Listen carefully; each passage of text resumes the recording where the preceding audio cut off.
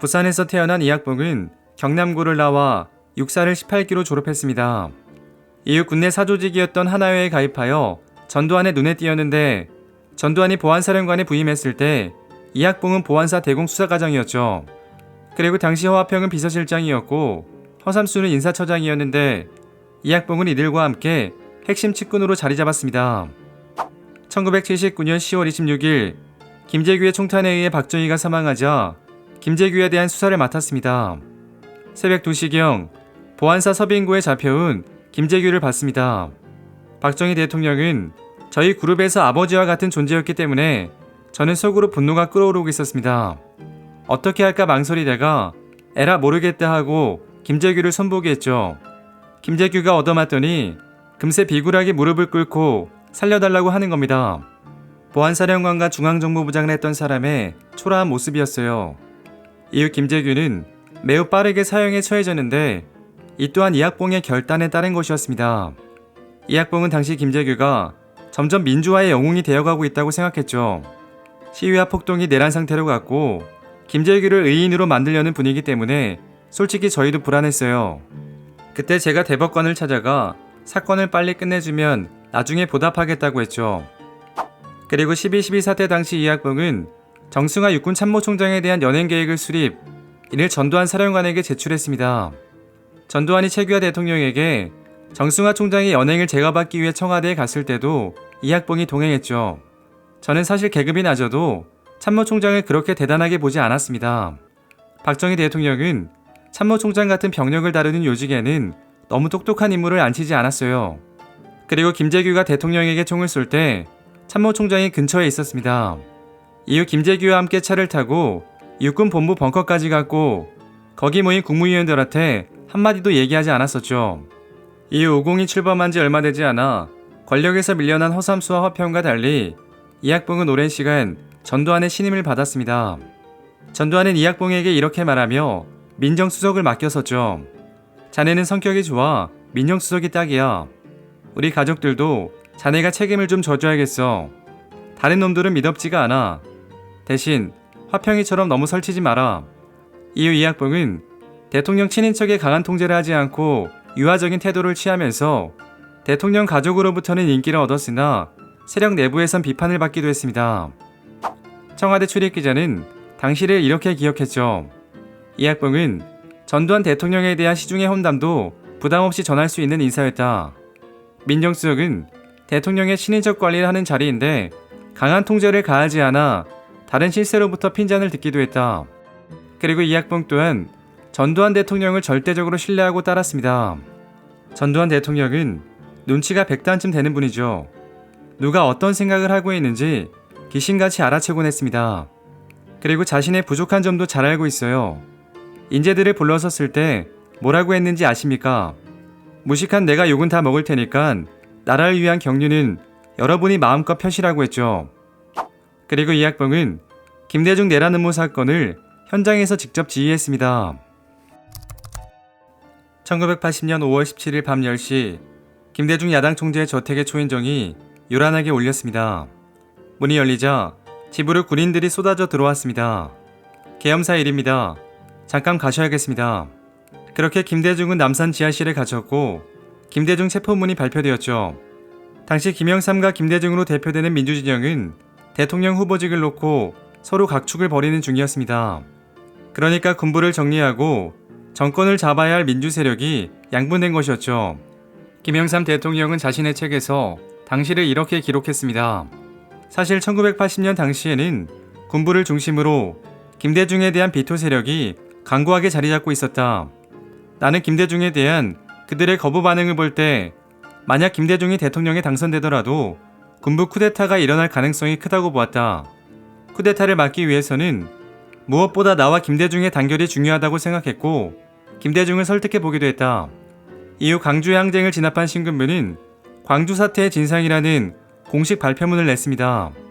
이 발표문에서 신군부는 5.17 조치 이후 서울에서 반정부 활동이 불가능해지자 김대중 추종 세력을 포함한 서울 학생을 주도해온 호남 출신의 문제 학생들과 깡패들까지 합세해 광주를 진입했다. 이후 그 지역 깡패들과 어울려 현지 민심을 선동했다고 말했습니다. 김대중을 광주항쟁의 배우자로 지목한 것이었죠. 이학봉은 김대중을 구속한 이유에 대해 이렇게 말했습니다. 시위가 폭동 상태를 넘어 내란 상태로 갔습니다. 유사시 군대는 국가의 질서를 유지해야 합니다. 그래서 내가 폭동의 주모자인 김대중을 구속하자고 건의했었죠. 이학봉은 광주 문제에 대해서는 이렇게 주장했습니다. 김대중 구속 후 광주에서 시위가 격화되고 폭동으로 번지면서 상황이 심각하게 돌아갔어요. 광주의 분위기가 서울에 불붙으면 어떻겠어요? 우리가 가장 두려워한 건 그거였죠. 당시 남산 지하실에서 조사를 받던 김대중에게 이학봉이 내려와 이렇게 말했습니다. 우리와 함께 간다면 대통령직만 빼고 어떤 자리라도 드리겠습니다. 협조하면 살고 거부하면 죽는 것입니다.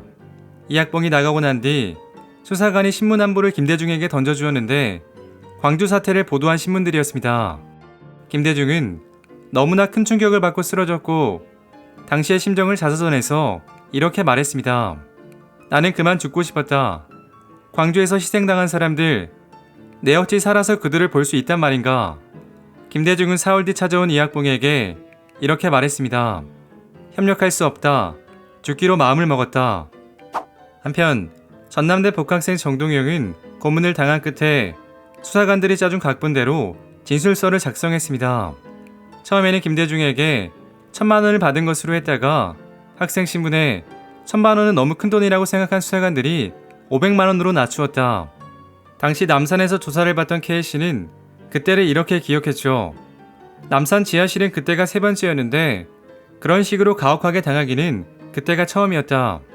재미있었던 일은 저녁 식사에 소세지 등 메뉴가 푸짐하면 다음 날은 반드시 고문을 당했다는 것이다. 그 바람에 저녁상에 소세지가 올라오면 정신이 아득해졌다. 그리고 1980년 8월 14일 용산 육군본부 대법정에서 재판이 열렸습니다. 비공개 재판으로 국내 기자는 들어올 수 없었고 피고인 한 사람당 1명만 입장이 가능했습니다. 외신 기자는 2명만 방청이 허용되는데 미국은 이 사건에 관심을 가지고 변호사를 파견했습니다. 김대중의 혐의는 광주 사태를 배후에서 조정해 내란 음모를 꾸몄다는 것과 국가보안법상 반국가단체 수괴로 활동했다는 것이었습니다. 그렇게 김대중에게는 사형이 선고되었습니다. 그러나 김대중의 목숨은 당시 국제적인 관심사였습니다. 실제 CIA 한국지부 관계자는 전두환 정권에 대해 경고를 했죠. 우리는 김대중 씨에 대한 당신들의 고발이 매우 억지스럽다고 생각한다. 이 와중에 당선된 미국 레이건 대통령은 심플하게 2가지를 요구하며 이를 수용하면 전두환 정권을 인정해주겠다고 말했습니다. 하나는 박정희 대통령이 추진했던 핵개발을 중단하고 두 번째는 김대중을 죽이지 말라는 것이었습니다. 여기에 독일에서도 총리가 김대중 구명운동에 나섰으며 교황 또한 2차례 서한을 보내 김대중을 선처해달라고 촉구했죠.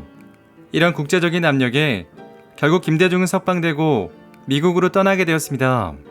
사실 당시 사형 선고를 받은 김대중은 카터가 재선되면 나는 살 수 있지만 레이건이 당선되면 죽는다고 생각했습니다.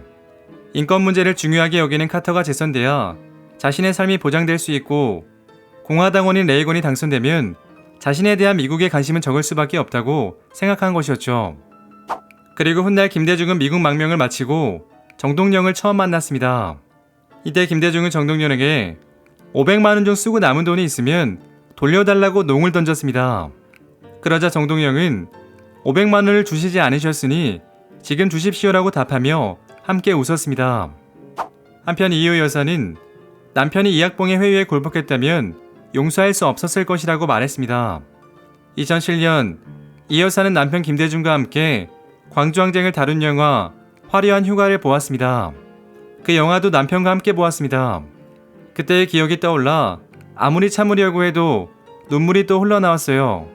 광주항쟁 기간에 광주 시민들이 보여준 행동에 세계가 놀랐습니다. 치안 공백 상태였는데도 약탈도 없었고 도둑도 없었습니다. 광주는 위대한 항쟁의 도시로 역사에 남을 겁니다. 이학봉은 이후 민정당 후보로 출마하여 국회의원이 되었으며 민자당 합당 이후에는 권력에서 밀려나고 말았습니다. 89년 오금비리 수사 때는 직권 남용 혐의로 기소되었으며 97년에는 반란모의 참여죄 등에 관련된 재판에서 8년을 선고받았지만 다음에 사면되었습니다. 그리고 2014년 향년 76세의 세상을 떠났습니다. 그의 빈소에는 전두환 전 대통령과 이순자 여사, 장세동과 박희도 등이 찾아와 눈길을 끌었습니다. 당시 보안사 5인방 중 한 명인 권정달은 전두환 집권에 영향력을 끼친 사람을 순서대로 나열하면 이학봉, 권정달, 허화평, 정도영, 허삼수 순이었다고 말했습니다. 이학봉을 1순위를 보는 근거는 대부분의 험한 일은 그가 처리했기 때문이라고 말했었죠. 과거 오공화국 초기의 실세는 허화평과 허삼수로 이들의 권세는 하늘을 찔렀습니다. 그러나 전두환은 이들을 해고했고 이웃 그 누구도 실세를 자임하지 못했습니다. 단 한 명 예외가 있었다면 그가 바로 이학봉이었죠. 다른 놈들은 믿업지가 않아 자네가 민정수석을 맡아줘라고 전두환이 말한 것처럼 민정수석은 대통령이 신뢰하는 자가 앉을 확률이 높았습니다. 여담으로 노무현 대통령 시절 민정수석 문재인 또한 대통령이 신뢰하는 인물이었습니다. 둘은 변호사 시절부터 함께했으며 노무현 대통령 시절 문재인은 2번이나 민정수석을 맡았었죠. 시간이 흘러 노무현 죽음을 발표한 것도 훗날 노무현 재단을 꾸려간 것도 문재인이었습니다. 그리고 이학봉에 대해 평가하는 이들이 많았는데 오공의 비서관은 이렇게 말했습니다. 세간에 알려진 것과는 달리 전형적인 군인 타입이 아니었다. 평소에 역사서적을 탐독해서 사고가 경직되지 않고 합리적이었다. 청와대에서 함께 근무했던 허무도 장관은 그에 대해 이렇게 평가했죠. 전두환 대통령에 대한 충성심이 대단했다. 일처리를 할 때 개인적 관계로 봐주기보다는 원칙대로 하자는 주장이 강했던 것이 기억납니다. 오늘 이야기는 여기까지입니다. 재밌게 보셨다면 구독과 좋아요 부탁드립니다. 지금까지 역사비디오였습니다.